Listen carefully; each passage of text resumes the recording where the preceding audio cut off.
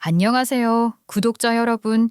저는 찬란한 40대를 즐기고 있는 아이 하나를 키우고 있는 주부입니다. 이제는 주부라는 말이 어색하다고 해야 할까요? 저도 경력 단절이라는 것을 이겨내고 다시 한번 당당한 사회인이 될 수 있는 기회를 붙잡았기 때문이에요. 삶이라는 것은 신기하더라고요. 죽을 것 같다 싶었을 때 어떻게든 그 구렁텅이를 벗어날 수 있는 구멍이 생기더라고요. 정말 막 알을 깨고 나온 햇병아리처럼 아무것도 몰라서 모든 것이 두려웠을 때 이겨낼 수 있는 용기를 얻게 된 제 이야기, 여러분들께 들려드리겠습니다. 우리 아버지의 손은 늘 시커맸어요. 공장에서 하루 종일 기계를 점검하시고 부품이 삐걱거리면 윤활제를 묻혀 부드럽게 움직이게 하셨죠. 기계가 멈추지 않도록 꼼꼼히 살피고 혹시라도 고장이 나면 바로 달려가 고치셨어요. 그 덕분에 아버지 손에는 항상 지워지지 않는 기름때가 묻어 있었어요. 아무리 비누로 박박 문질러도 손톱 밑과 손금 깊숙한 곳까지 베어든 그 색은 사라지지 않았죠. 어릴 때 저는 그 손이 부끄러웠어요. 투박하고 굳은 살이 박힌 손바닥, 마디마다 갈라진 상처, 거기에 왼손 네 번째 손가락은 한마디가 없었어요. 예전에 기계에 손이 끼인 사고로 잘려나갔다고 들었죠.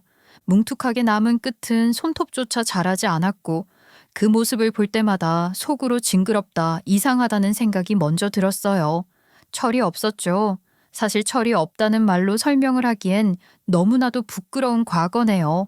그때 저는 아버지가 공부를 못해서 그래서 그런 일을 한다고만 생각했어요. 사실 기계를 다루는 일은 얼마나 섬세하고 집중력이 필요한지, 페인트를 섞고 기름층이 분리되지 않게 계속 저어야 하는 일이 얼마나 고된지 전혀 알지 못했어요. 인정하기 싫었던 거죠. 제 눈에는 그냥 노동자였어요. 아버지가 하루 종일 서서 일하며 얼마를 벌어오는지, 그 돈이 우리 집을 어떻게 지탱하는지도 관심 두지 않은 채 말이에요. 그래서였을까요? 왼손 네 번째 손가락이 한마디 없는 그 모습이 사실은 가족을 위해 몸을 내던진 증거였는데도 저는 부끄럽다고만 생각했어요.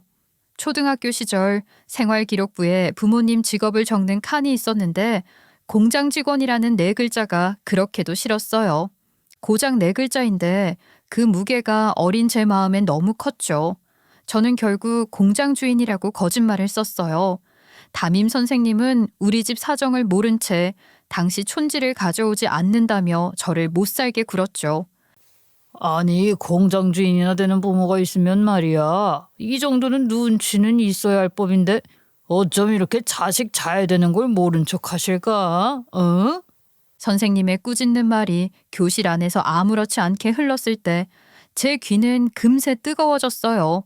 친구들이 고개를 돌려 절 보는 시선이 너무 따가웠어요. 저는 원래 뭐든 느린 아이였어요. 글씨 쓰는 것도 또래보다 느렸고 숫자를 익히는데도 오래 걸렸죠. 수업이 끝나고 알림장을 적을 때면 칠판 가득한 글자를 다 옮기기도 전에 선생님이 지워버렸어요. 빨리 써야지. 언제까지 기다리게 할 거야? 라는 말이 들려오면 손이 더 굳어버렸죠. 결국 저는 늘 친구의 알림장을 빌려 베껴 써야 했어요. 선생님이 또 화내시겠다. 아유, 얼른 내 거 보고 베껴. 나도 선생님한테 혼나기 싫단 말이야. 미안해. 빨리 쓰고 돌려줄게. 글자를 빠르게 쓰고 싶은데 그게 잘 안 돼. 배려심이 좋은 짝꿍이 저를 도와주긴 했지만 속으론 늘 불안했죠. 나는 왜 이렇게 느릴까 하는 생각과 함께 아버지를 부끄러워하는 마음이 마음 한구석에 자리 잡고 있었어요. 집에 돌아오면 거실 한켠에 아버지의 작업복이 걸려 있었어요. 시큼한 땀 냄새와 기계 기름 냄새가 뒤섞인 그 옷은 하루를 버틴 증거이자 아버지의 무게였어요. 회색 점퍼와 조끼는 얼룩져 있었고 작업하는 밑창이 달아 있었죠.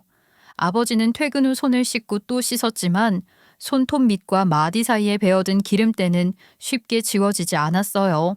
그 모습을 보며 저는 코를 찡그렸어요. 하지만 지금 생각하면 그 모든 흔적이야말로 우리 가족을 지탱한 힘이었어요. 그 손이 있었기에 우리 식탁에 밥이 올랐고 제가 입을 옷이 있었죠. 그런데도 어린 저는 그 가치를 보지 못했어요. 세상의 얕은 기준과 비교 속에서 저는 아버지를 부끄러워하며 살았어요. 뭉툭한 손가락, 굳은 살 박힌 손바닥, 지워지지 않는 기름때. 그것들이야말로 사랑과 책임의 무게였는데 그때 저는 몰랐어요.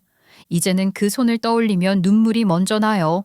그 따뜻함이 뒤늦게 제 마음속 깊이 파고들기 때문이에요. 하루는 제가 매번 알림장을 제대로 적어오지 못하는 걸 이상하게 생각한 엄마가 학교로 오셨어요. 수업이 끝나고 아이들이 웅성거리는 교실 안에서 담임 선생님이 엄마를 보자마자 교탁 앞으로 불러 세웠죠. 그 목소리는 꽤 커서 교실에 남아있던 몇몇 아이들의 시선이 저와 엄마를 향했어요. 아유, 어머님, 이제 오시면 어떻게 합니까? 예? 그렇게 눈치가 없으시면 안 되죠. 제가 조금 더 일찍 찾아뵈었어야 했는데 죄송합니다. 저희 아이에게 무슨 문제라도 있을까요? 무슨 문제가 있겠습니까? 저 나이 때 애들이 다 느리죠. 그거 말고 저 성의 표시 한번 보이시면 됩니다. 예? 성의 표시요? 그게 지금 무슨 말씀이신지. 예? 참, 다 알고 오신 거 아니에요? 참, 이걸 제 입으로 말을 해야 합니까? 바깥분이 공장을 운영하신다면서요. 그러면 버는 돈이 보통이 아닐 텐데 자식위해서 그 정도도 못하세요? 그러니까 저희 남편이 공장을 운영한다고요? 뭔가 오해가 있으신 것 같은데요. 아버지 직업란에 그렇게 적어왔던데요. 공장 주인이라고. 순간 저는 얼굴이 확 달아올랐습니다. 제가 아버지의 직업이 부끄러워서 거짓말을 했다는 것이 들통나는 순간이었죠. 엄마 역시 화가 많이 난 것 같은 얼굴을 하셨습니다. 공장 직원인 게 뭐가 부끄럽다고 그런 거짓말을 해서 이 사달을 내는 거냐는 표정을 지으셨는데 저는 정말 당시에 쥐구멍에 숨고 싶은 심정이었어요. 엄마는 솔직하게 우리 아버지가 공장 주인이 아니라 공장에서 일을 하는 직원이라고 말을 했고 담임 선생님의 얼굴 또한 붉게 물들었어요. 고작 돈 몇 푼을 밝힌 사람이 되어버렸으니까 담임 선생님은 쪽팔린 것도 잊어버린 건지 저에게 아버지 직업을 속이면 되겠냐고 반 아이들이 전부 듣고 있는 그 앞에서 저에게 화를 냈어요. 엄마도 고개를 푹 숙이셨죠. 그 모든 상황이 전부 부끄러웠어요. 순간 저는 온몸이 굳었어요. 아이들의 시선이 한꺼번에 꽂히는 것 같았고 숨이 턱 막혔죠. 담임도 아마 그 순간 민망했을 거예요. 평소엔 당연히 돈이 많은 집안이라고 생각하고 촌지를 요구했을 텐데 실상은 그저 공장 직원의 가정이라는 걸 알았으니까요. 하지만 그 민망함이 고스란히 제게 화살처럼 꽂혔어요. 엄마는 그날 집으로 돌아와서도 아무 말이 없었어요. 부엌에서 저녁을 준비하면서도 표정이 굳어 있었고 평소보다 말수가 적었어요. 저는 그 모습이 괜히 눈치 보였어요. 엄마도 속상하실 텐데 나까지 무슨 말을 꺼내면 더 상처가 되지 않을까 싶었거든요. 솔직히 저도 여러 번 생각했어요. 우리 아버지가 번듯한 양복을 입고 서류 가방을 들고 출근하는 회사원이었으면 좋겠다고요. 하지만 현실 속 아버지는 늘 때가 지지 않는 회색 점퍼나 회색 조끼 차림이었죠. 아침이면 그 옷을 걸치고 무겁게 숨을 내쉬며 집을 나서셨고 퇴근에 돌아오시면 시큼한 땀 냄새와 기계 기름 냄새가 온 집안에 번졌어요. 그 냄새가 저는 싫었어요. 정작 아버지가 어떤 일을 하면서 저와 엄마를 먹여 살리려고 애쓰셨는지는 생각조차 하지 않았어요. 그저 제 마음속엔 부끄럽다는 감정이 먼저였죠. 친구들은 쉬는 시간마다 아버지가 어느 대학을 나와서 어떤 회사에서 무슨 일을 하는지 자랑했어요. 우리 아빠는 대기업 과장이야, 우리 아빠는 공무원이야. 그런 이야기가 오갈 때마다 저는 입술을 꾹 다물고 있었어요. 단 한 번도 우리 아버지 이야기를 꺼낸 적이 없었죠. 혹시나 질문을 받을까봐, 혹시나 회색 점퍼와 짧은 손가락이 떠오를까봐요. 지금 생각하면 그 시절에 제가 너무 부끄러워요. 우리 아버지는 정말 가족을 위해 헌신하셨던 분인데 저는 그걸 모르고 아니 알려고도 하지 않았던 거죠. 대신 세상의 얕은 기준 속에서 아버지를 부끄러워하며 살았어요.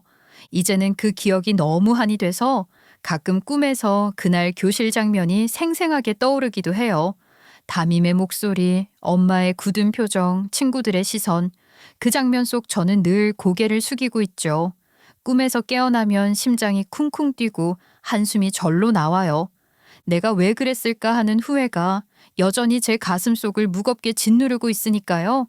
우리 아버지는 제가 중학교 3학년이던 해에 돌아가셨어요. 갑작스러운 사고였죠. 공장에서 기계 점검을 하시던 중이었는데 다른 노동자 한 분이 그걸 점검 중이라는 사실을 모르고 기계를 작동시킨 거예요. 그 한 번의 실수가 모든 걸 바꿔버렸어요. 아버지는 그대로 아무런 준비도 못한 채 처참하게 기계에 끼이셨고 결국 하늘나라로 가셔야 했어요.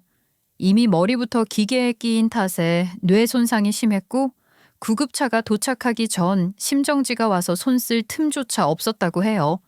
공장에 있던 사람 중 심폐소생술을 제대로 할 줄 아는 사람도 없었고 저 역시 그 자리에 없어서 구체적인 모습은 보지 못했지만 머리를 크게 다쳐서 어떻게 해볼 방법이 전혀 없었다고 들었어요. 그날 저는 학교에서 시험 막바지 공부를 하고 있었어요. 창밖으로 들어오는 겨울 햇살이 책 위에 길게 드리워져 있었는데 그 평온함을 깨뜨리는 소식이 전해졌어요. 담임 선생님이 교무실로 절 불렀죠. 너 지금 당장 병원에 가야겠다. 집에 아주 큰일이 생긴 것 같구나. 그런 말을 들었는데 처음엔 무슨 소린지 전혀 이해가 안 됐어요. 제 귀로 단어는 들렸지만 머릿속에서는 그게 문장으로 이어지질 않았어요. 그저 멍하니 선생님의 입모양만 바라봤죠. 정신 빼놓고 뭐 하고 있니? 얼른 병원으로 가야지. 선생님이 다급하게 소리치셨어요. 그제야 제 몸이 움직이기 시작했는데 두 다리가 제 것이 아닌 것 같았어요. 뛰고 있는 건지 걷고 있는 건지 그냥 바람에 흔들리는 종이장처럼 가볍고 불안했어요. 머릿속은 하얗고 심장만 쿵쿵 소리를 내며 뛰었죠. 병원에 도착하니 이미 발 빠르게 빈소가 차려져 있었어요. 아직 손끝에 천이 남아있을 것 같은데 모든 절차가 다 진행되고 있었어요. 영정사진을 보는데 가슴이 철렁 내려앉았어요. 정말 오래전에 찍은 증명사진이었어요. 화질이 너무 안 좋아서 얼굴이 조각난 것처럼 깨져 있었죠. 이유를 물었더니 아버지의 독사진이 한 장도 없어서 어쩔 수 없이 그 사진을 쓸 수밖에 없었다고 하더군요. 그 얘기를 듣는데 저는 기가 막혔어요. 아버지는 항상 일회용 카메라를 들고 제 얼굴을 찍어 주셨거든요. 소풍을 가도 생일이 되어도 아니 그냥 평범한 날에도 카메라를 들고 웃어봐 하시며 찍어 주셨어요. 집에만 해도 아버지가 찍어준 제 사진이 빼곡히 들어있는 앨범이 몇 권이나 있었어요. 그런데 정작 아버지의 사진은 그것도 혼자 찍힌 사진은 단 한 장도 남아있지 않았던 거예요. 더 마음을 먹먹하게 만든 건 제가 사춘기가 되면서부터였어요. 그 무렵부터 저는 아버지가 카메라를 드는 게 귀찮고 싫었어요.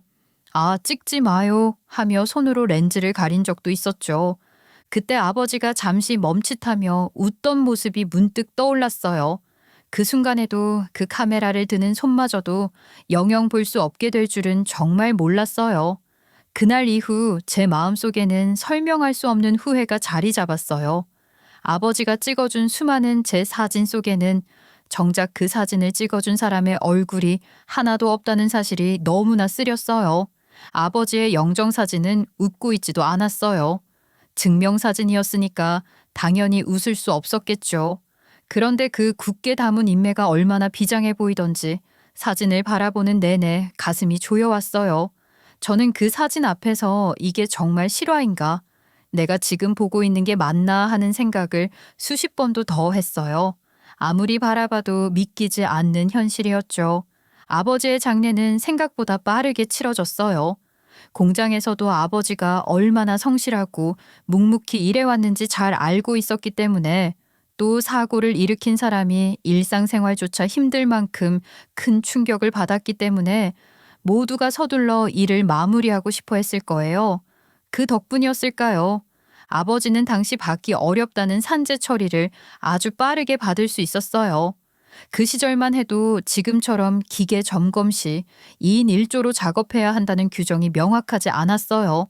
안전장치도 허술했고 절차도 체계적이지 않았죠. 그러니 아버지의 사고는 그 누구도 예상할 수 없는 말 그대로 불행한 산업재해였어요. 그리고 며칠 후 아버지가 들어둔 보험금과 회사에서 준 위로금, 산업재해 보상금이 한꺼번에 들어왔어요. 금액을 확인하는 순간 저와 엄마는 서로 눈만 바라봤어요. 정말 우리가 이 돈을 받아도 되는 걸까 하는 생각이 동시에 들었죠. 그 돈은 너무 컸어요. 하지만 어떻게 보면 아버지의 목숨값으로는 도저히 비교조차 할 수 없는 돈이었어요. 그래도 당시 우리로서는 받을 수 있을 거라고 생각도 못했던 금액이라 감사함을 느낄 수밖에 없었어요. 엄마는 그 돈을 한 푼도 허투루 쓰지 않았어요. 이거는 네 아버지 목숨값이야. 그러니까 내 욕심껏 써서는 안 돼.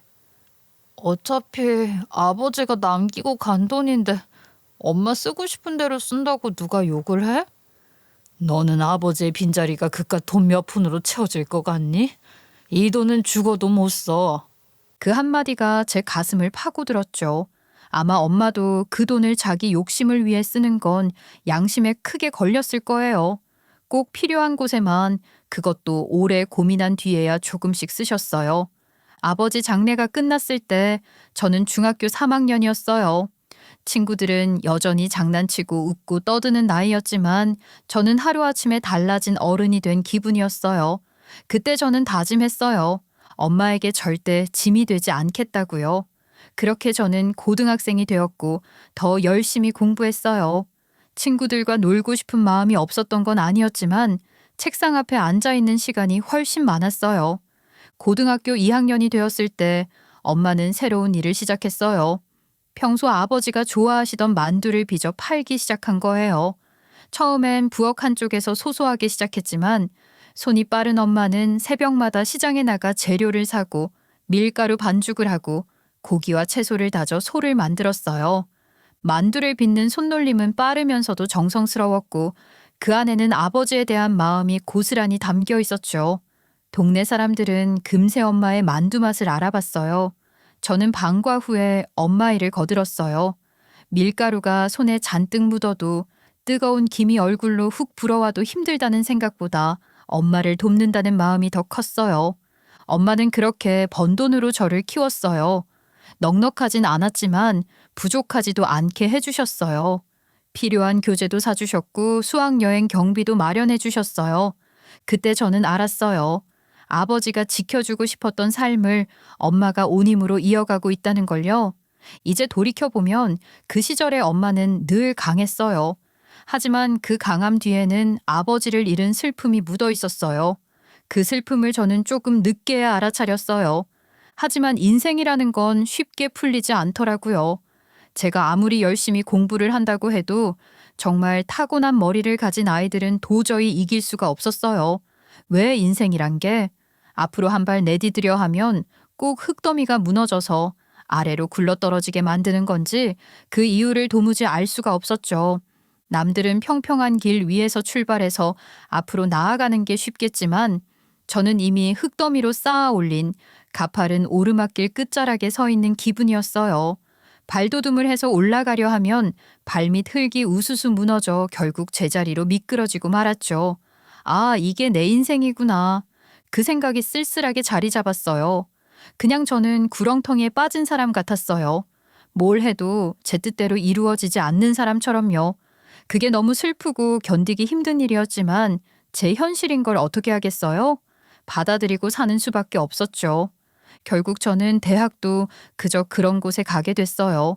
수도권 안에 있긴 했지만 이름만 들어도 아는 명문대는 아니었죠. 대학은 어디 다녀? 라는 질문을 들으면 괜히 말끝이 흐려졌어요. 대학을 졸업한 후엔 직장을 알아봤지만 제가 가진 경력과 스펙으로 좋은 회사에 들어간다는 건 무리였어요. 현실의 벽이라는 거 정말 무서운 일이더라고요. 잘 살아왔다고 끈질기게 버텨왔다고 생각했지만 매번 벽이라는 게 존재했으니까요. 그래서 중소기업에 들어가 소위 격리 일을 시작했어요. 대표가 주는 전표를 정리하고 매일 회사에서 얼마의 지출이 있었는지를 기록하는 게 제 일이었죠. 처음에 사장님은 꽤 괴팍했어요. 목소리도 크고 틀린 게 있으면 바로 지적하는 분이었죠. 첫 달은 매일 긴장 속에서 살았어요. 아이 이거 수자 왜 이래?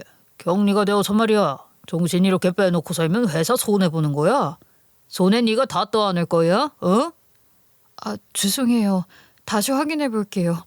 사장님 너무 화내지 마세요. 저 처음이라 실수가 있었던 거예요. 다른 애들은 처음에도 잘하는 애들이 있어. 너도 그럴 줄 알아야지. 그렇게 주눅이 들어 살았는데 2년 차가 되니까 알겠더라고요. 사장님의 윽박지름은 아무것도 아니라는 걸요. 오히려 친절함을 가장해서 단가를 슬쩍 올리거나 계약 조건을 불리하게 바꾸는 거래처들이 더 무서웠어요. 이번에는 원가가 올라서 부득이하게 가격을 올려야 한다고 저를 쪼아대는 사람들도 있었죠. 지난달에 비해서 값이 터무니없이 오른 회사들은 제 선에서 거절을 하고 계약을 해지하는 경우도 생겼어요. 처음에는 이래도 되나 싶었는데 사장님이 일을 믿고 맡겨주시니까 점점 저도 자신감이라는 게 생기더라고요. 이래서 믿음이라는 게 인간관계에서 중요한 것이구나 하는 것을 알게 됐죠. 사장님, 이거 좀 눈탱이 맞은 거 아니에요? 이거 보세요. 작년 원가랑 사실상 차이가 없는데 저희 회사 잦은 납품은 2배 올랐다고요. 야, 이 망할 것들 봐라. 당장 정리한다고 통보해. 아주 그냥 누구를 사시미 눈깔로 알아. 가자미요, 가자미. 아이, 가자미랑 사심이랑 구별도 못한 사람이 어떻게 사장 노릇하고 있나 몰라. 뭐라고? 그 미스킴 많이 컸다. 어? 그렇게 거래처 직원들이랑 지지고 볶으며 20대 대부분을 그 회사에서 보냈어요. 처음엔 서툴렀던 제 말투와 대응 방식이 조금씩 단단해지고 서류를 보는 눈도 예리해졌죠. 그러면서 저도 나도 이제 사회인 같아졌구나 하는 생각이 들었어요. 그러다 30이 되던 해 남편을 만나게 됐어요. 격리 일을 하면서 거래처 직원을 직접 대면할 일은 거의 없었어요. 커피를 타서 전해줄 때 말고는 대부분 유선으로만 일을 진행했죠. 그런데 남편은 예외였어요. 우연히 제가 전화를 받은 날 처음 그 사람 목소리를 들었죠. 그의 목소리는 밝고 말끝이 부드러웠어요. 통화를 하면서 은근히 우리 쪽 요구를 잘 들어줄 것 같다는 인상을 받았죠. 그런데 신기하게도 막상 거래를 해보면 절대 자기 쪽 손해는 보지 않는 사람이었어요. 제안 주신 조건을 확인하긴 했는데요. 그건 조금 어려울 것 같아요. 대신 제가 이런 조건을 드리면 어떨까요? 그렇게 한 발 물러서는 척하면서 결국 자기 쪽에 유리하게 일을 마무리하더라고요. 저는 그게 프로답다고 생각했어요. 속으로 이 사람은 자기 일을 정말 잘 아는구나 하고 감탄했죠. 그 후로 통화가 잦아졌고 가끔 사무실에 직접 오기도 했어요. 다른 직원들이랑 대화할 때도 분위기를 편안하게 만드는 재주가 있었어요.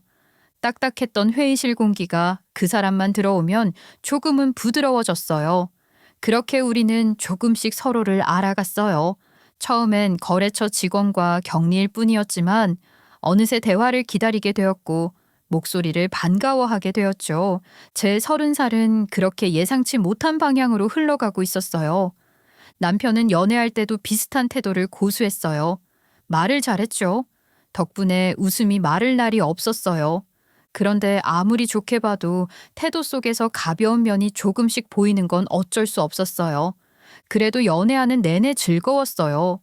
이 사람이랑 함께 살면 적어도 슬픈 일은 없겠다. 그런 확신 같은 게 있었죠.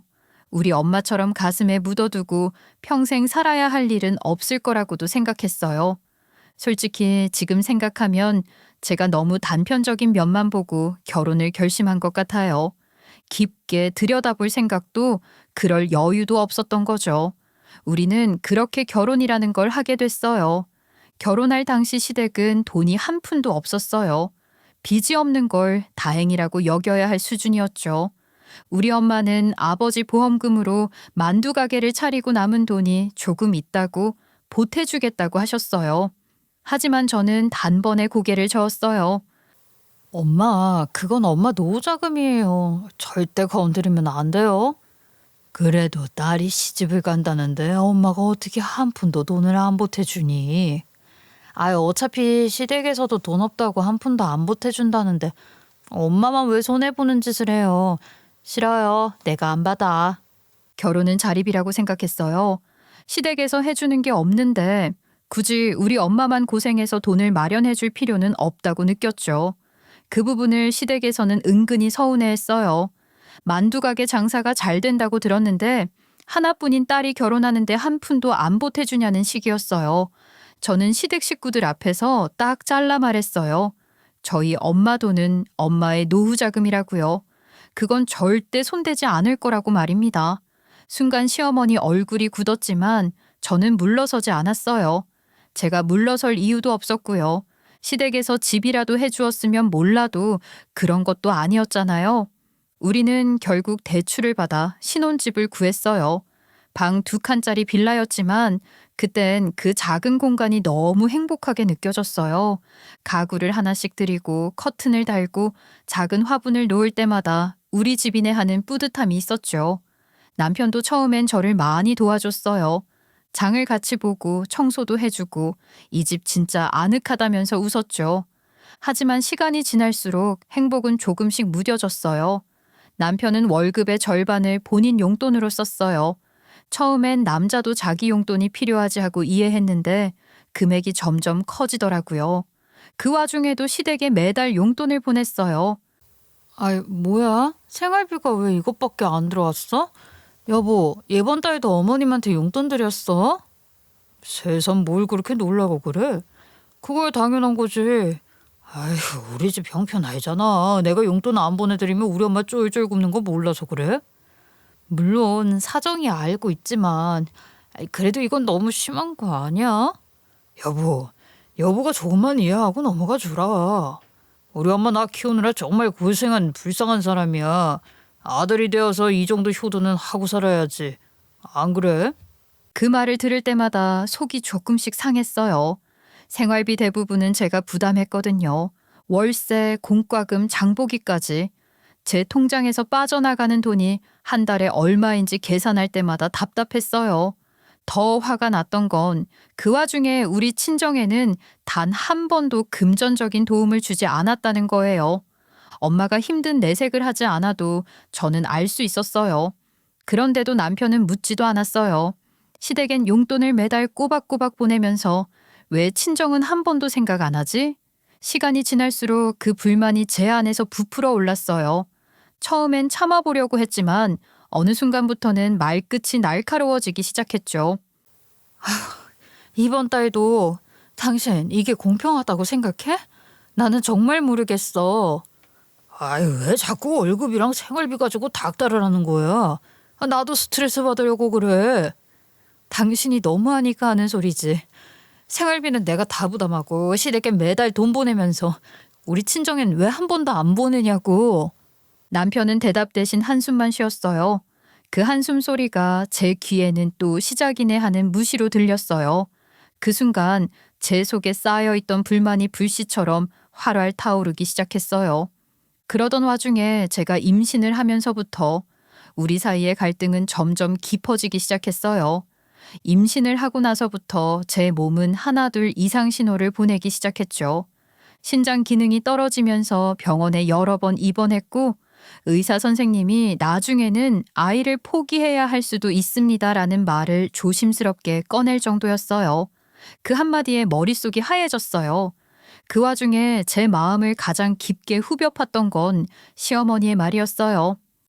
병이 났다고? 남들은 멀쩡하게 임신 잘해가지고 애도 별탈 없이 낳는데 너는 뭐가 문제라서 그렇게 병원에 돈을 쏟아 부어? 어머님, 무슨 말씀을 그렇게 하세요? 저도 속상해요. 속상하면 다냐? 돈은 또 억수로 깨지게 했구만. 저는 그 말을 듣고 숨이 턱 막혔어요. 누군 아프고 싶어서 아픈 줄 아나 속으로 수백 번 되뇌었죠. 얼마나 서러웠는지 몰라요. 우리 엄마는 그 상황에서도 제 입덧을 걱정하며 제가 조금이라도 먹을 수 있는 음식들을 직접 만들어서 챙겨주셨어요. 이건 지난번에 먹을 수 있다 했잖아. 좀만 먹어. 그렇게 손수 준비한 음식을 들고 집까지 오셨죠. 반면 시댁은 나 몰라라 하는데 바빴어요. 출산할 때도 상황은 녹록지 않았어요. 결국 제 몸 상태 때문에 수술을 해야만 했죠. 그런데 시어머니는 자연분만이 중요한데라며 끝까지 못마땅해 하는 표정을 숨기지 않았어요. 저는 수술대에 누워 배 위로 스치는 차가운 공기와 함께 그 말이 떠올라 마음이 더 무거워졌어요. 아이를 낳은 뒤 출산 휴가를 받긴 했지만 사장님은 이것 좀 해줄 수 있지? 저것도 가능하지? 하면서 간간히 일을 시켰어요. 저는 갓난아기 육아, 시댁 스트레스, 직장 스트레스가 한꺼번에 밀려와 점점 무너져 갔어요. 결국 퇴사할 수밖에 없었죠. 신장 기능 이상으로 부종이 심했고 손목과 발목, 무릎에까지 물이 차서 물리치료도 꾸준히 받아야 했으니까요. 제가 일을 그만뒀다는 이유로 시어머니는 애 낳더니 아주 팔자 좋다? 라며 비아냥거렸어요. 그 말이 제 마음에 모처럼 박혔죠. 저는 점점 입을 다물었고 그렇게 육아에만 온 힘을 쏟았어요. 남편은 여전히 쥐꼬리만한 생활비를 주면서 시댁과 자기 생활에 돈을 퍼붓기 바빴어요. 저는 잔소리를 하고 싶어도 이미 지쳐버려 목소리가 나오지 않았어요. 그렇게 무려 8년이라는 시간이 흘렀고 우리 아이는 어느덧 초등학교에 입학했어요. 그 사이 제 건강도 많이 회복됐고 이제 아르바이트라도 해볼까라는 마음이 들었어요. 그런데 그 무렵 엄마가 무릎 관절이 너무 아프다고 하셨어요. 아이고, 나도 확실히 늙기는 늙었나 보다. 요즘은 걸을 때마다 무릎이 아주 쑤신다. 그래요? 하긴 엄마 나이에 다들 관절이 고장난다고 하더라. 나랑 같이 정형외과 한번 가봐요. 괜히 갔다가 돈만 깨지는 거 아니냐? 아유, 그래도 어디가 어떻게 아픈지는 정확하게 알아야지. 나이가 들수록 병원을 멀리해서는 안 된다니까. 그렇게 가벼운 마음으로 물리치료나 받으면 되겠지 하면서 방문을 한 정형외과였는데 의사 선생님은 진료를 보더니 곧바로 말했어요. 무릎 인공관절 수술을 하셔야 한다고요. 한쪽은 350만 원, 양쪽이면 700만 원 정도 든다고 설명을 하시는데 순간 제 심장이 쿵 내려앉았어요. 엄마의 무릎은 만두 가게에서 하루 종일 서서 만두를 빚고 찌느라 이미 많이 상해 있었어요. 쉴 틈 없이 서서 일하니 관절이 버티지 못한 거죠. 그 돈이 얼마나 큰 돈인지는 저도 잘 알고 있었죠. 저 선생님, 당장 수술을 안 하면 어떻게 되나요? 관절이라는 것은 돌아오지 않는 거예요. 점점 더 걷기 힘들어지실 거예요. 그 말을 듣는 순간 숨이 막혔어요. 700만 원이라는 돈은 지금 제 손에 없는 돈이었어요. 제 통장을 떠올려 보니 비상금이라고 해봐야 생활비 보충용에 불과했죠. 순간 온몸에서 힘이 빠졌어요.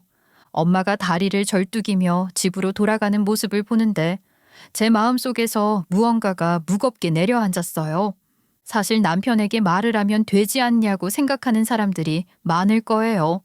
하지만 몇 달 전 우리가 살던 전셋집을 빼서 이사를 가게 되면서 이사 비용과 집값으로 이미 큰 돈을 쓴 상태였어요. 그 상황에서 700만 원이라는 금액은 꽤 부담스러운 돈이었죠. 그래도 저는 용기 내서 남편에게 이야기를 꺼냈어요. 여보, 엄마 무릎 수술을 해야 한대. 양쪽이라서 700만 원이래. 그것 좀 도와줄 수 있을까? 그게 그렇게 급한 수술이야? 아, 지금 전셋집 때문에도 큰 돈 썼는데 꼭 지금 그런 말을 해야겠냐고. 물론 알지. 우리도 지금 많이 부족한 거. 그래도 우리 엄마 관절 수술 빨리 안 하면은 점점 걷기 힘들어진다는데. 엄마도 지금 현금이 당장 없으시다네. 아, 진짜. 장사도 잘 된다면서 왜 돈이 없대? 그 돈을 어디다 쓰시는 거야? 있으면서 일부러 돈 아끼려고 그러는 건 아니고? 아니, 무슨 말을 그렇게 해. 내가 엄마 수술하는데 돈 보태달라는 말도 못해? 돈도 안 벌어오면서 돈 쓰는 일에는 꼭 앞장을 서려고 하네. 아, 알아서 해. 그 말에 저는 결국 아무런 반박도 하지 못했어요. 결국 엄마한테 전화를 해서 눈물을 꾹 참고 말을 할 수밖에 없었죠. 죄송하다고, 당장은 우리도 돈이 없어서 힘들 것 같다고요. 엄마는 오히려 저를 위로하려고 하듯이 괜찮다고 아무 걱정도 하지 말라고 하셨어요. 장사 조금 더 한 다음에 돈 모아서 수술을 해도 되는 건데 그렇게 속상해 하지 말라고요. 그런데 그 안심을 시키려고 하는 말이 저는 더 속이 시리더라고요. 하나뿐인 딸인데 그 700만 원이 없어서 엄마 인공관절 수술도 못 해드린다는 사실이 너무 서글펐어요. 속이 답답해서 밤마다 뒤척였죠. 그런데 며칠 후 정말 기가 막힌 일이 벌어졌어요. 집으로 카드 연체비 독촉장이 날아온 거예요. 이게 뭐지? 싶어서 남편에게 물었더니 왜 그걸 보냐고 화를 내는 게 아니겠어요? 남자가 바깥이라는데 그런 거에 신경 쓰지 마. 돈이 그렇게 걱정되면 동네 슈퍼에서 알바라도 해. 속에서는 수백 마디 말이 맴돌았지만 입 밖으로는 아무것도 나오지 않았어요. 그저 이게 내 결혼 생활이구나 하는 허무함만 남았죠. 그러던 어느 날 시어머니에게서 전화가 왔어요. 예, 아유, 내가 병원에 입원했다. 병원 밥이 맛이 없으니까 죽 좀 포장해서 와. 네? 어머님 입원을 하셨다고요? 아니 어디가 아프신데요? 내가 감기 기운이 있는지 열이 조금씩 계속 있어서 그냥 병원에 입원했다. 수액 맞으면서 정신 좀 챙기려고. 감기로 입원을 한다고 속으로 의문을 삼켰지만 죽을 사서 병원으로 향했어요. 그런데 병실에 들어서는 순간 제 눈이 휘둥그레졌어요. 그곳은 일반 병실이 아니라 소파까지 갖춘 VIP실이었어요. 넓은 창과 호텔 같은 조명, 깨끗하게 정돈된 침대, 구석에는 꽃바구니까지 있었죠. 아니, 어머님, 그 감기시라고 하지 않으셨어요? 딱 봐도 엄청나게 비싼 병실인 것 같은데 이것도 보험이 되나요? 모르지 나야. 우리 아들이 좀 효자잖니. 내가 감기 기운 있다고 하니까 나의 열 떨어질 때까지 입원하라고 하더라. 여기 병실이 딱 하나 남았다길래 그냥 들어왔지 뭐. 너는 이제 그만 가봐라. 난 죽 먹고 좀 쉬련다. 그 말을 듣는 순간 제 속에서 뭔가가 툭 끊어지는 소리가 났어요. 엄마는 무릎이 망가져 걷기도 힘든데 수술비가 없어서 참고 계신데 시어머니는 감기로 VIP 병실에서 쉬고 있다니 손에 들고 있던 죽이 무겁게 느껴졌어요. 그 말에 제 온몸이 부들부들 떨렸어요. 손끝이 차갑게 얼어붙는 것 같고 가슴은 쿵쾅거리는데 숨이 잘 쉬어지지도 않았죠. 이대로는 안 되겠다 싶어서 곧장 원무과로 내려갔어요. 창구 앞에 서서 최대한 침착한 목소리로 물었죠. 저는 제가 이걸 물어보면서도 이렇게까지 치졸해야 하는 부분인가 싶은 생각이 들었어요. 저는 듣고 싶지 않은 진실을 정말 제 스스로 들어야 하나 싶은 생각까지 들었어요. 부부 사이에 얼마나 믿음이라는 게 없으면 이렇게까지 해야 하나 별별 생각이 다 들더라고요. 저기요, VIP 병실 하루 입원비가 얼만가요? 어디시죠? 저기 1호실 말씀이시구나. 와이파이 응접실, 전용 화장실, 그리고 고급 침대가 있는 특실입니다. 1박에 56만 원이에요. 직원은 모니터를 몇 번 두드리더니 태연하게 대답했어요. 그 순간 머릿속이 빙글빙글 돌았어요. 호텔 스위트룸보다 비싼 거 아니에요? 이틀이면 112만 원, 사흘이면 168만 원이에요. 계산이 머릿속에서 자동으로 굴러가는데 분노와 허탈함이 뒤섞여 속이 부글부글 끓었어요.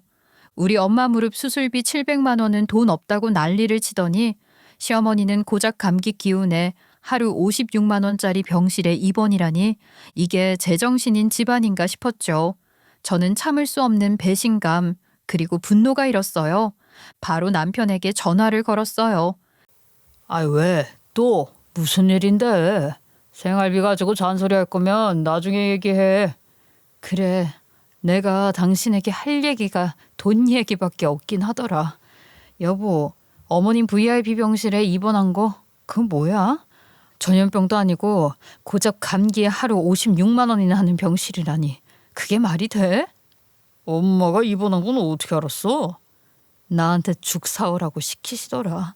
병실이 그냥 호화롭다 못해 호텔보다 좋던데? 감기 기운에 그게 제정신이야? 도대체 뭐가 문제인데? 뭐 때문에 이렇게 따박따박 따지고 드냐 이거야. 뭐 때문에? 정말 몰라서 묻는 거야, 지금? 우리 엄마 무릎 수술비는 비싸서 안 된다며. 돈 없다고 하더니 카드 연체까지 터져서 나 속이 썩어 나가는데 이게 말이 돼? 열이 안 떨어지고 있었잖아. 엄마 나이도 있는데 입원해서 예우 보는 게 당연하지. 그리고 병실이 VIP 하나밖에 없다는데 이참에 호사도 좀 누리는 게 뭐 어때서? 그 말에 저는 한동안 아무 말도 할 수 없었어요. 속에서 치밀어 오르는 걸 꾹꾹 눌렀다가 결국 터뜨렸죠. 이건 너무하잖아요. 이게 어떻게 가족이라는 이름으로 묶을 수 있는 거냐고요. 저한테는 네 돈 내 돈 따지면서 편 가르더니 왜 이렇게 시댁만 챙길 수 있는 건가요? 저는 그동안 쌓아두었던 이야기, 꾹꾹 눌러왔던 이야기를 털어놓았어요. 남편이 적어도 제 가족이라면, 저를 정말 사랑한다면 제 이야기는 제대로 들어줄 거라고 생각을 했으니까요. 하지만 남편의 다음 말이 제 10년 인내심을 완전히 부셔버렸어요. 에이, 진짜 그렇게 징징거리는 소리 듣는 것도 이제 지겹다. 꼬우면 너도 돈 벌어가지고 네 엄마 무릎 수술 해드리던가. 이런 능력도 없는 년이. 그 순간 제 귀에서는 쾅 하는 소리가 울렸어요. 눈앞이 순간 하얘졌고 손끝까지 뜨거운 피가 몰려드는 게 느껴졌죠. 그래요, 제가 10년 동안 별별 모욕과 불평등을 참아가며 살았어요. 그런데도 아이 생각하며 가정 깨질까 두려워하며 버텼죠. 하지만 그 한마디가 제 안의 마지막 장벽을 무너뜨렸어요. 그래, 능력도 없는 년이 하늘 품으면 어떻게 되는지 보여주자. 그 생각이 마음 깊숙이 자리 잡았어요. 마치 오랫동안 눌러놓았던 용수철이 튀어오르듯 제 안에서 차가운 결심이 올라왔어요. 더는 이 결혼 생활을 끌고 갈 이유가 없었어요. 이제는 제가 움직일 차례였죠. 그 길로 저는 엄마에게 전화를 걸었어요. 목소리를 최대한 차분하게 유지하려고 했지만 속에서는 이미 결심이 굳어져 있었죠. 엄마, 나 부동산 좀 다녀올게. 그러고는 곧장 부동산으로 갔어요. 문을 열고 들어서자 특유의 잉크 냄새와 서류 뭉치에서 풍기는 종이 냄새가 섞여 코끝을 찔렀죠. 저는 주인 앞에 서서 숨 한 번 고르고 당당하게 말했어요. 아줌마, 지금 우리가 살고 있는 집이요. 금매로 팔 거예요. 그러니까 아줌마가 좀 좋은 새집 주인 좀 알아봐 주세요. 그 집을 팔겠다고? 몇 년을 기다려가지고 들어간 집인데 몇 개월이나 지났다고 그 집을 벌써 팔어. 시세 차이도 많이 못 건지겠구만. 저도 다 사정이 생겨서요. 진짜. 제가 우라통이 터져서는 더 이상은 못 살겠어요. 저는 넋두리라도 해야 할 판이었어요. 정말 그 집에 사는 게 아무런 의미가 없을 정도로 이 생활이 지긋지긋했고 물려버렸으니까요. 부동산 아줌마는 이해가 안 간다는 얼굴을 했지만 곧 제 이야기를 듣고는 같이 울분을 터뜨려 주셨어요. 사실 전셋집을 빼서 이사 온 지 몇 달밖에 안 됐다는 건 누구나 아는 사실이었어요. 그런데 그 사정에는 제가 따로 간직해온 이야기가 있었죠. 엄마가 만두 가게를 운영하면서 동네 사람들과 친하게 지냈다는 건 알잖아요. 그중에는 부동산 주인도 있었죠. 엄마와 그는 장사 이야기를 넘어 동네 땅값과 건물 시세, 재개발 소문까지 함께 나누는 사이였어요. 시장 상인들끼리 임대료 문제로 다투는 걸 수없이 보신 엄마는 언제든 우리 가게에도 이런 일이 닥칠 수 있다는 생각을 하셨대요. 그래서 부동산 주인과 함께 부동산 공부를 시작하신 거예요. 월세 인상폭이 얼마나 되는지, 재개발 소문이 도는 지역이 어딘지, 어느 건물이 경매로 넘어갈 위기인지 이런 정보들이 자연스럽게 귀에 들어왔죠. 시간이 지나면서 엄마는 돈이 되는 판이 어디인지 감으로 알게 됐어요. 그 무렵 부동산 주인이 엄마에게 조심스럽게 귀띔을 해줬어요. 만두, 이거 진짜 중요한 정보인데 내가 만두는 진짜 좋은 친구라고 생각하니까 말해줄게.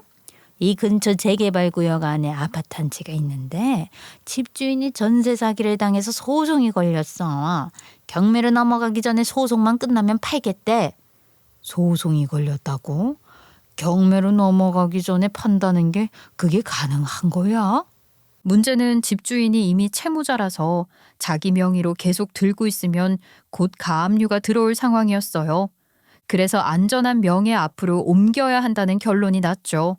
그 방식이 바로 명의신탁이었어요. 서류상으로는 김 사장 아내 이름으로 소유권을 이전하지만 실제로 돈을 대고 계약서에 양도각서를 쓴 사람은 우리 엄마였어요.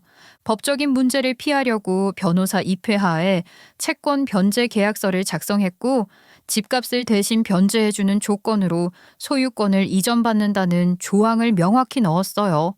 모든 서류가 완벽하게 갖춰졌고 그 집은 안전하게 엄마 손에 들어왔죠. 그렇게 몇 년이 흘렀고 그 집은 조용히 잠들어 있었어요. 그러다 제가 전세 만기 통보를 받고 이사를 가야 할 시점이 왔을 때 엄마가 그 집 이야기를 꺼내셨어요. 새 집으로 이사를 가야 하는데 지금 살고 있는 집 전세보증금으로는 어디도 가기가 힘드네. 예, 전세보증금 1억 8천 돌려받았지? 그 돈에 조금만 보태면 예전에 잡아둔 아파트를 네 이름으로 옮길 수 있어. 시세보다 훨씬 싸게 말이야. 어? 그 집 아직도 유효한 거였어? 나는 엄마가 뭐 이렇다 저렇다 말이 없길래 경매로 넘어갔나 했었는데 그 집 아직도 가지고 있는 거야? 당연하지.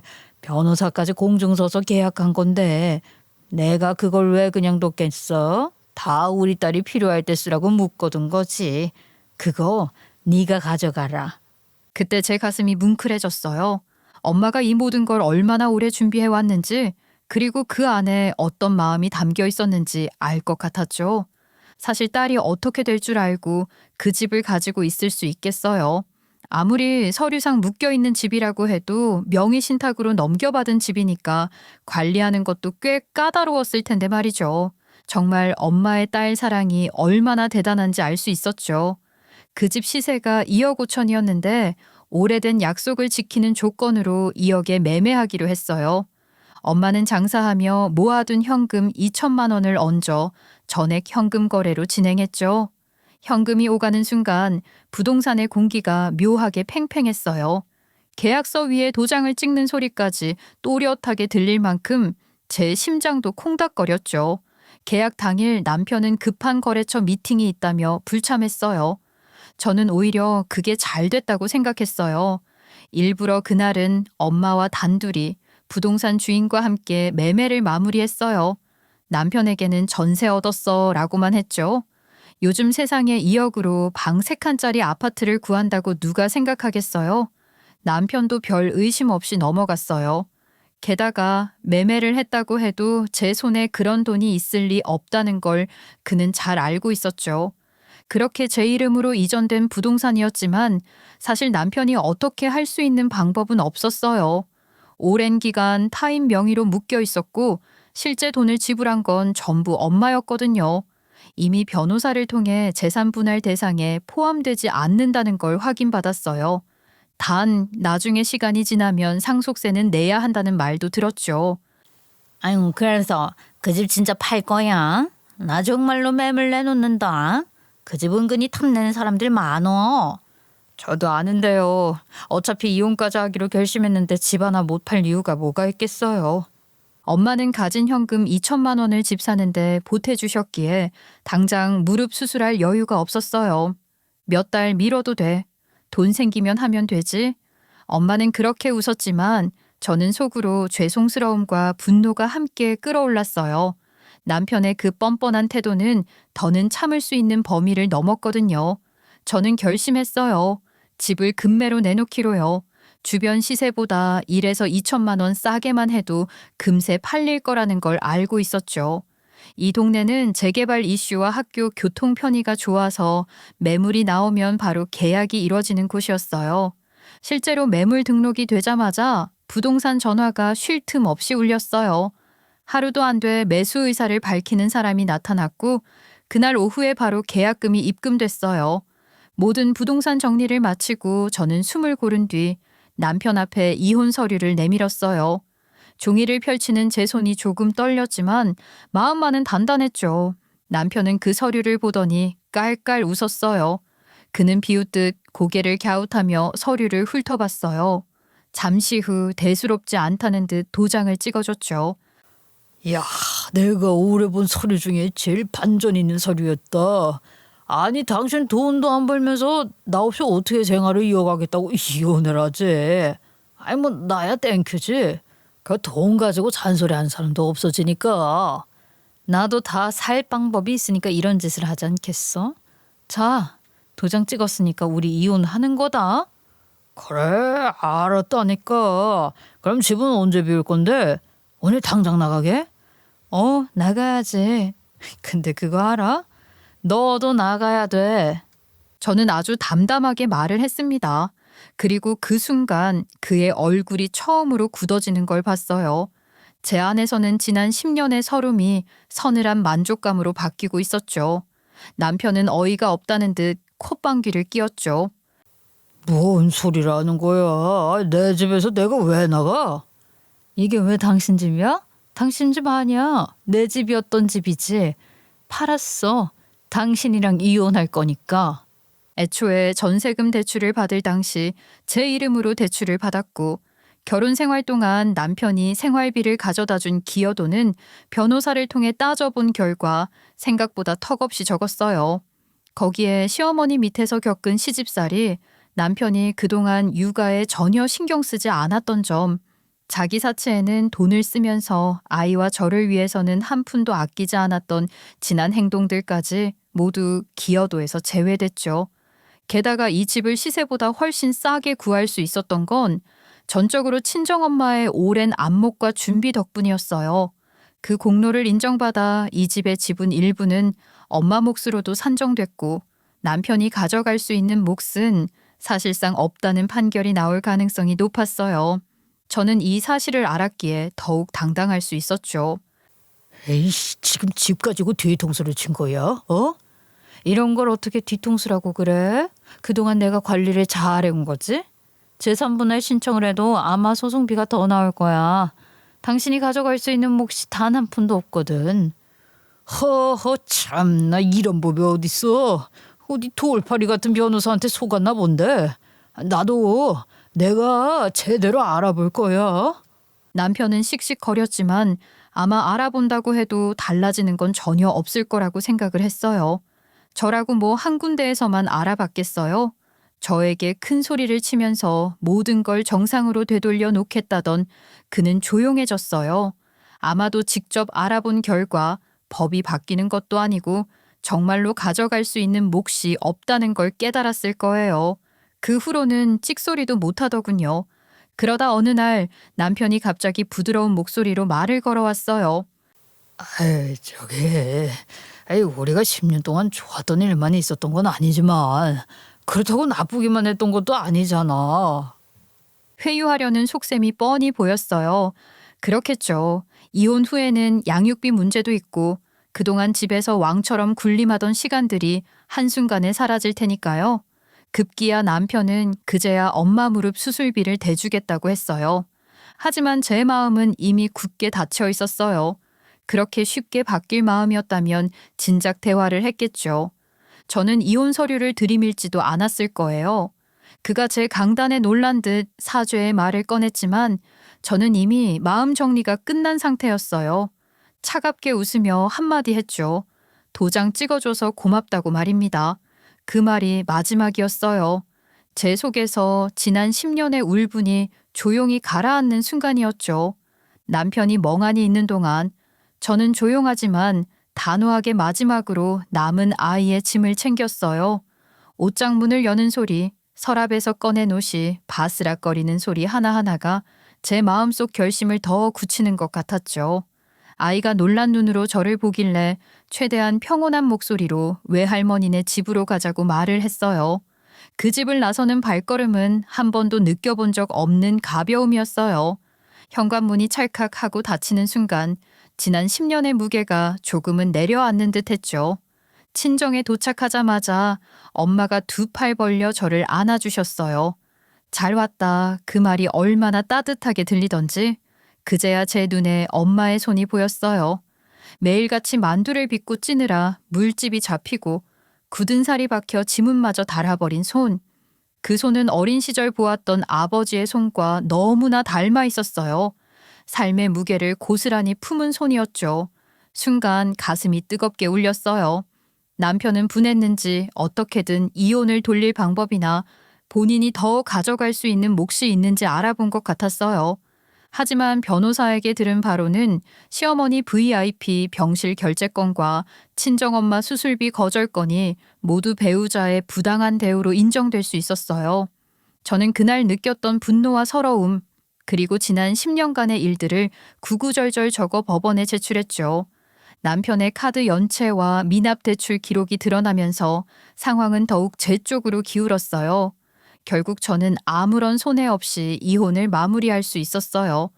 법원은 남편에게 1,500만 원의 위자료를 지급하라는 판결과 함께 양육비 전액 지급 그리고 아이의 양육권을 제게 주었어요. 이후 들은 이야기로는 남편은 미납 대출과 카드 연체로 결국 신용불량자가 되었다고 하더라고요. 꼴 좋죠? 시어머니는 VIP 병실 사건 이후 주변 사람들의 신뢰를 잃었고 본인 명의의 계좌가 아들 연체에 연루로 압류되면서 생활이 빠듯해졌다고 들었어요.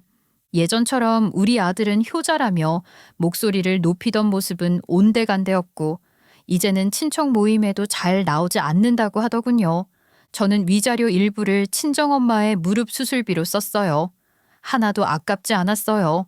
수술 후 회복이 빠른 편이라 엄마는 지금도 하루하루 부지런히 만두를 빚고 계세요. 단골도 많고 장사도 잘 돼요.